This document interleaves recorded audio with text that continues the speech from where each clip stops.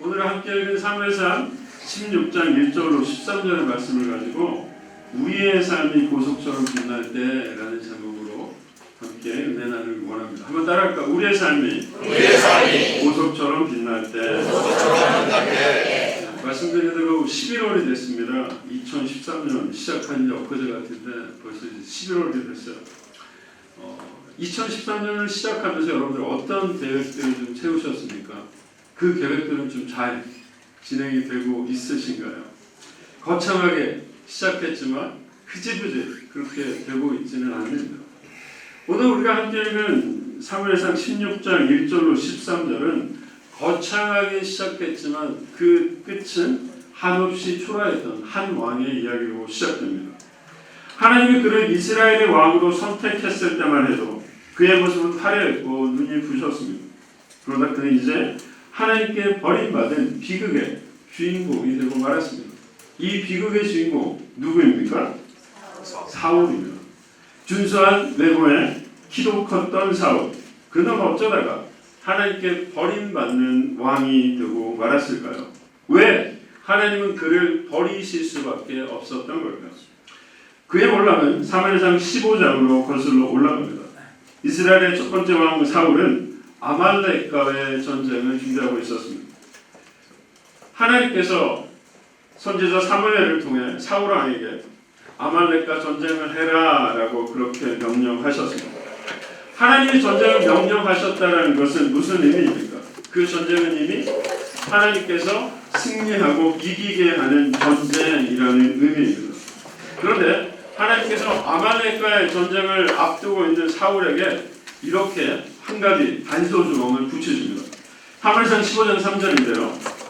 지금 가서 아말렉을 쳐서 그들의 모든 소유를 남기지 말고 진멸하되 남녀와 소아와 젖먹는 아이와 우양과 낙타와 나귀를 죽이라 하셨나이다 하니, 하나님은 아말렉 사람들을 공격한 뒤에 그들이 가지고 있는 모든 것을 어떻게 해라? 진멸하라 라고 말씀합니다. 그 모든 것이 하나님 앞에 제물로 드려졌기 때문입니다. 사람은 물론 가축들마저도 모두 죽여야 한다라고 명령하셨습니다. 그러나 막상 전쟁에 승리한 사울은 어땠습니까?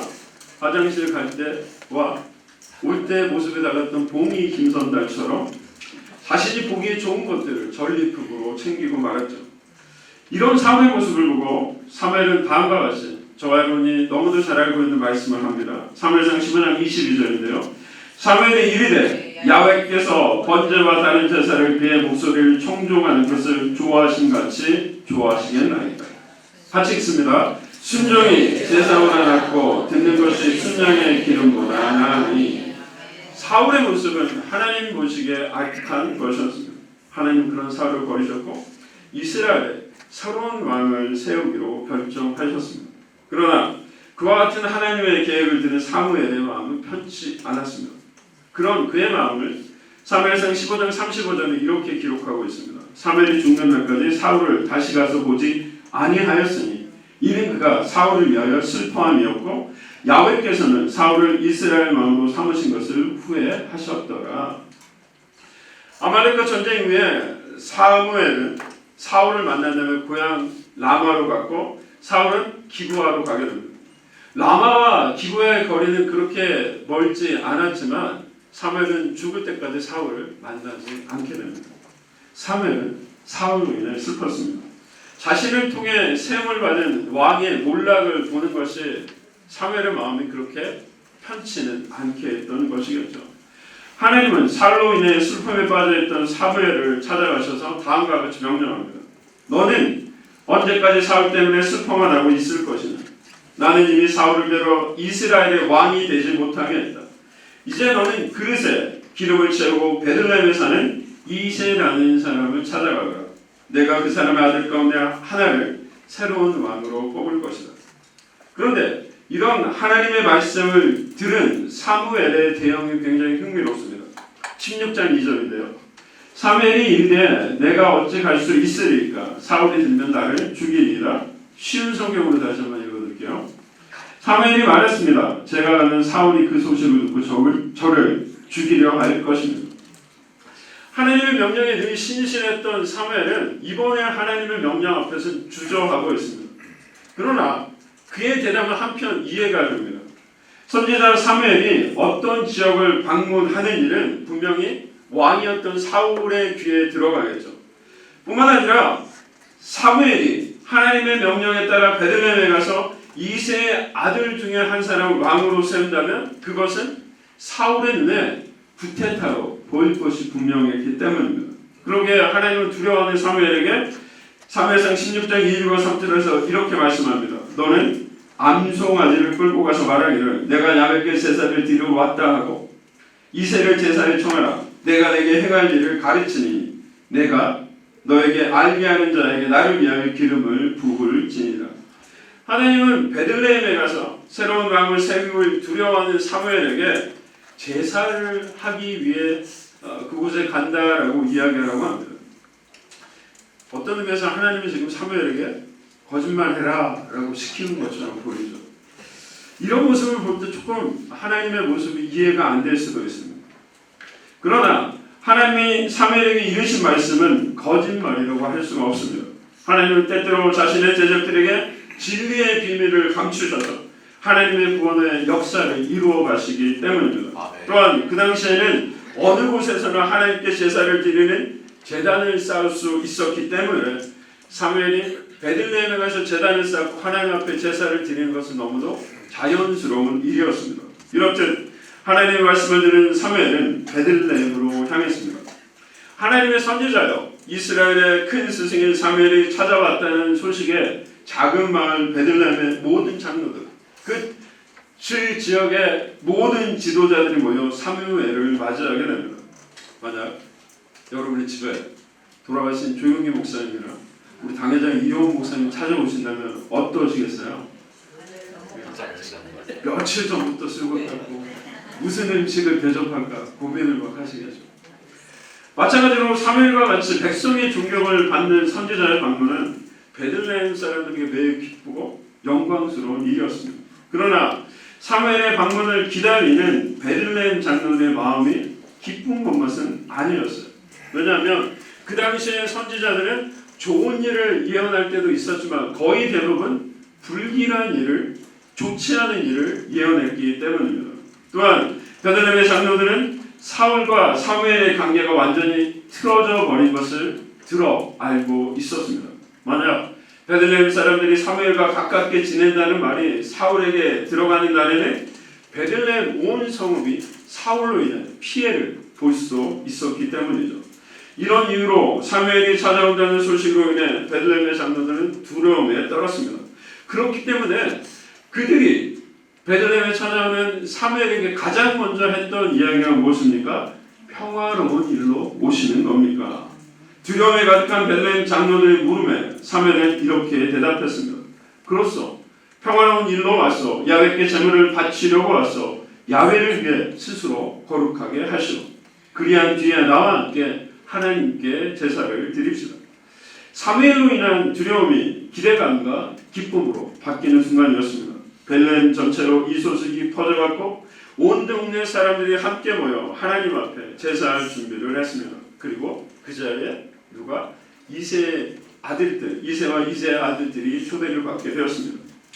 이새와 그의 아들들이 제사의 자리에 도착했을 때 사무엘은 이새의 첫 번째 아들 엘리압을 보았습니다. 엘리압의 음을 낳았고 그러기에 그는 마음속으로 이렇게 생각했습니다. 이 아이는 정말 키가 크고 잘생긴 아이로구나. 이 아이야말로 하나님께서 찾는 사람이 분명해요. 그러나 하나님의 생각은 사무엘의 생각과 달랐습니다. 하나님은 그에게 말씀합니다. 사무엘상 16장 7절에 이렇게 말씀하고 있는데요. 야훼께서 사무엘에게 이르되 그의 용모와 키를 보지 말라. 내가 이미 그를 버렸노라. 내가 보는 것은 사람과 같지 아니하니. 함께 읽습니다. 사람은 외모를 보느냐 나 야훼는 중심을 보느니라 하시더라. 우리의 하나님은 사람과 같이 외모를 보시는 분이 아니라 마음을 보시는 분인 줄 믿습니다.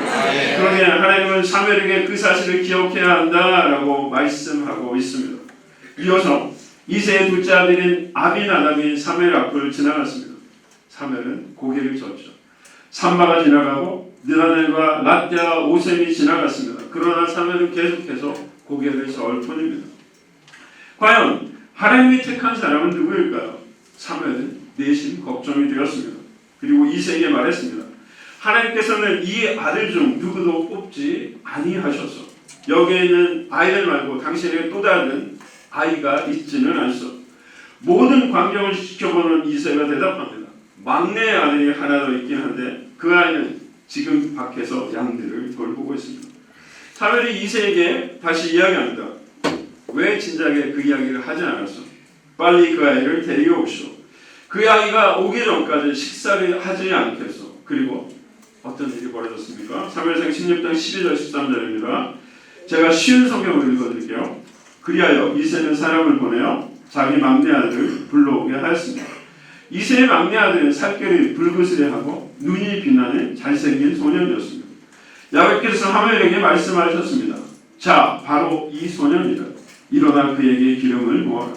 사무엘은 올리브 기름이 된 그릇을 가지고 형제들이 보는 앞에서 이새의 막내 아들에게 기름을 부었습니다. 그날부터 야훼의 영이 큰 힘으로 다윗에게 들어갔습니다. 이 일이 있은 후에 사무엘은 라마로 돌아갔습니다.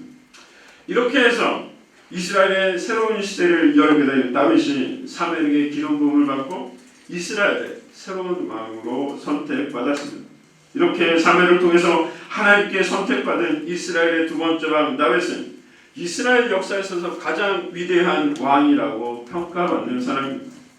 신약성경은 그가 하나님의 마음에 드는 사람이었고 하나님의 뜻을 이룬 신실한 하나님의 사람이라고 극찬하고 있습니다. 외국에 가면 성경에 등장하는 사람들의 그 이름을 자신의 자녀들에게 그렇게 붙여주는 이름이 많습니다. 사무엘, 그렇죠. 세멜이고요. 하나가 있죠.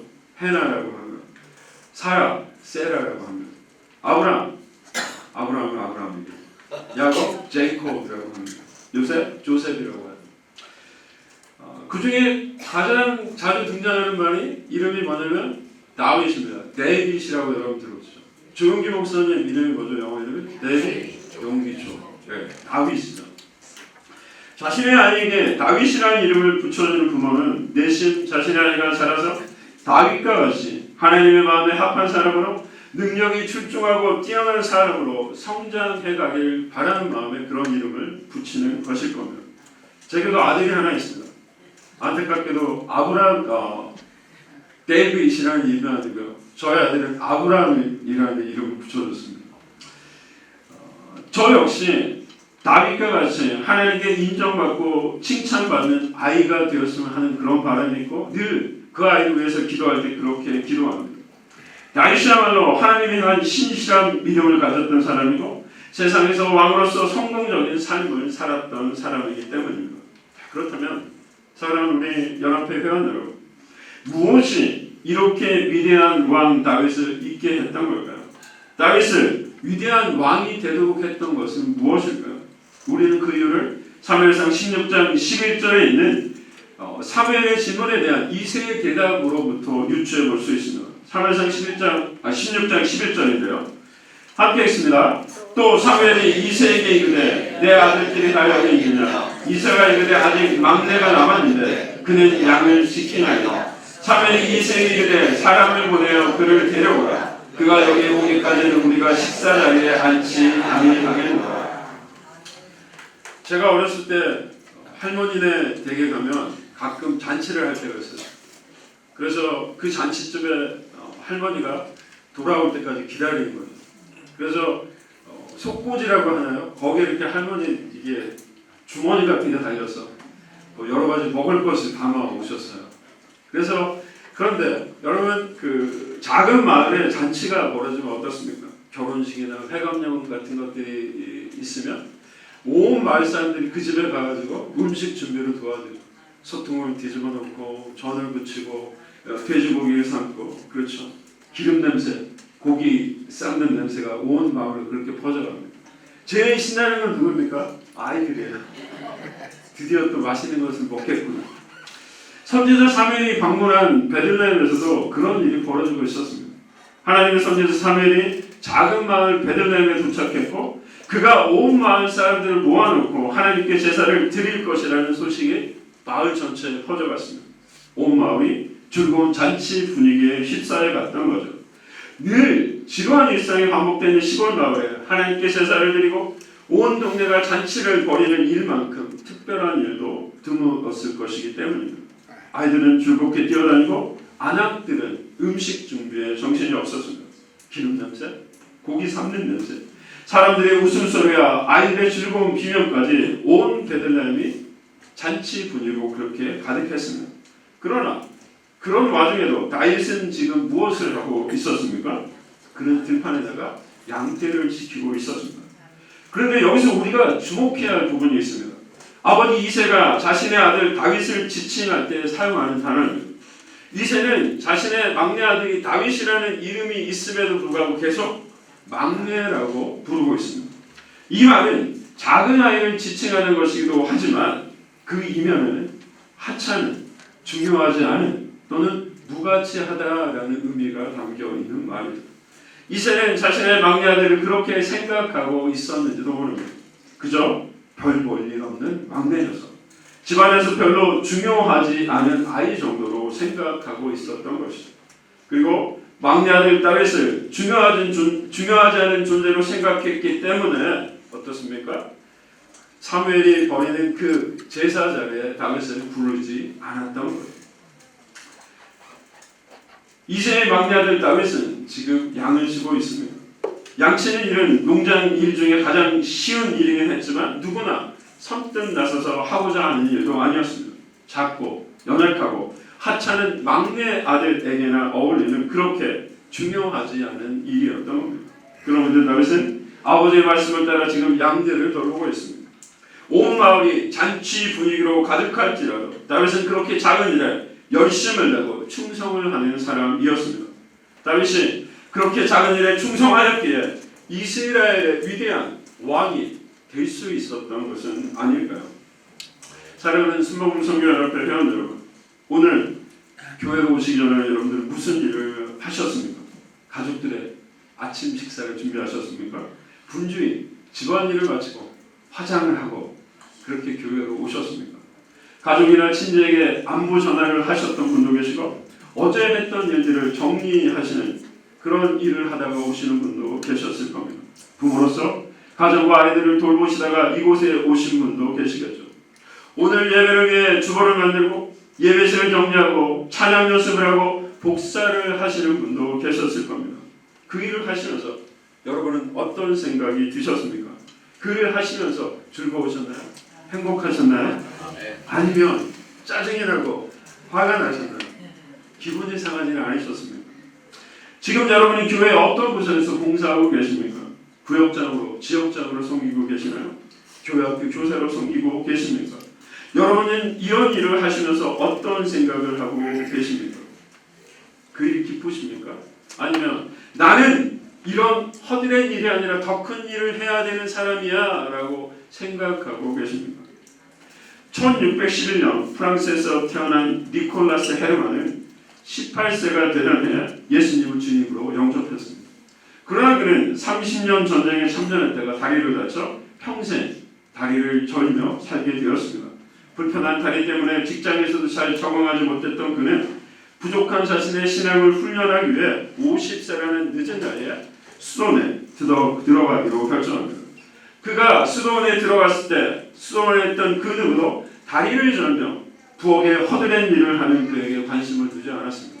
하지만 그는 불편한 다리를 이끌며 매일 새벽부터 물을 길어 나르고 음식을 만들고 수도원의 이곳저곳을 열심히 쓸고 닦았습니다. 그렇게 일상의 하루하루를 보냈습니다. 그에게는 자신이 일하는 부엌이 천국이었습니다. 자신이 만든 음식을 먹는 수도사들을 바라보는 일이 그렇게 행복할 수가 없었죠. 그는 그들의 모습을 보면서 늘 하나님 앞에 이렇게 기도했습니다. 하나님, 이 귀한 천사들을 섬기게 해주셔서 감사합니다. 모두가 거리는 부엌 일이야말로 하나님이 그에게 주신 가장 행복한 일이었던 겁니다. 그는 아무리 하찮은 일도 사명감을 가지고 일을 하게 되면 소중한 일이 된다고 믿었습니다. 그 때문에 작은 일도 큰 일로 생각했고 접시 하나 닦는 것을 수많은 사람 앞에서 설교하는 것과 동일하게 생각했습니다. 그리고 그렇게 20년을 변함없이 생활하는 동안 수도원의 모든 수도사가 점점 그를 존경하게 되었고 나중에는 그를 수도원의 원장으로 선출하게 되었습니다. 이 사람이 바로 하나님의 임재연습이라는 책의 주인공 로렌스 형제입니다. 사랑하는 성도 여러분, 여러분은 어떤 일에 열심을 내고 계십니까? 사람들이 알아주고 사람들로부터 칭찬 듣는 일입니까? 아니면 사람들로부터 무시되고 그 누구도 하기 싫어하는 하찮은 일입니까? 과연 여러분의 삶이 어떤 모습들로 인해 빛나기를 소원하고 계십니까? 크고 위대한 일입니까? 아니면 작고 하찮은 일입니까? 여러분의 가정에서, 직장에서, 학교에서, 교회와 이곳 연합회에서 여러분 어떤 일을 하고 싶으신가요? 우리의 삶을 완전한 삶, 진정으로 하나님 오시기에 아름다운 삶으로 만들어준 것은 우리가 하는 큰일이 아닙니다. 그것은 바로 우리가 일상에서 하찮게 여기고 그냥 지나쳐버리는 일들입니다. 매일 가족들 위해 식사를 준비하고 빨래를 하고 쓰레기 분리수거를 하고 운전을 하고 매주일 성교에 나와 주보를 만들고 주보를 접고 찬양을 하고 반주를 연습하고 성교의 사무실을 청소하고 의자를 정리하는 일, 성교의 회원들 한 사람 한 사람을 생각하며 중보하는 일, 이런 일들을 대하는 우리의 모습이 쌓이고 쌓여 결국 위대한 일이 되는 것입니다. 그러기에 우리가 하는 작은 일들이야말로 우리의 삶을 가장 아름답게 빛나게 하는 보석과 같습니다. 우리의 삶을 하나님 오시기에 가장 아름다운 모습이 되게 하는 보석과 같은 것입니다. 작은 일에 충성함으로 주님 앞에 보석과 같이 빛나는 저와 여러분이 되기를 축원합니다. 작은 일에 최선을 다함으로써 하나님 나라에서 보석처럼 빛나는 저와 여러분이 되기를 축원합니다. 사랑하는 수봉 성교연합회 회원 여러분, 2023년이 얼마 남지 않았습니다. 올 한 해 여러분은 어떤 일에 최선을 다하셨습니까? 새롭게 밝아올 2024년에 여러분은 어떤 일에 또 최선을 다하기를 원하십니까? 우리를 구원하신 예수님은 3년 반이라는 공적 활동을 위해 무려 30년이라는 시간을 궁벽한 갈릴리 나사렛 시골에서 목수의 아들로 지내셨습니다. 그 일에 최선을 다하셨던 겁니다. 그런 시간을 통해서 우리를 구원하시려는 하나님의 계획을 준비하셨고 마침내 십자가에서 죽으시고 부활함으로써 우리 삶에 영원히 빛나는 보석과 같은 분이 되셨습니다. 그런 주님은 오늘 다윗과 같이 작은 일에 충성하는 사람들을 찾으셔서 훈련시키기를 원하고 계십니다.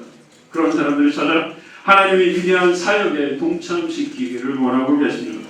그런 일을 통해 그들의 삶이 보석처럼 빛나기를 원하고 계십니다. 바라기는 오늘 이곳에 계신 성교의 모든 회원이 작은 일들을 귀히 여기고 또 그런 일들 앞에 충성함으로 우리를 구원하시고 부르시고 또한 우리를 통해 위대한 일들을 행하길 원하시는 주님의 사역에 동참하길 축원합니다. 우리의 삶이 보석처럼 빛날 때 그때가 바로 작고 보잘것없는 일에 최선을 다할 때임을 늘 잊지 않고 기억하는 저와 여러분이 되기를 진심으로 축원합니다.